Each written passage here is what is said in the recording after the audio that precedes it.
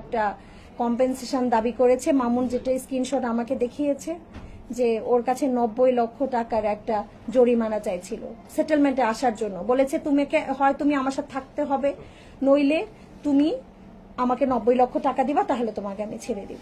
এটা তো হতে পারে না। একটা মানুষকে একের পর এক হ্যারাসমেন্ট করবে, এটা তো দেশের আইন ব্যবস্থা এর জন্য বসে থাকেনি, তাই না?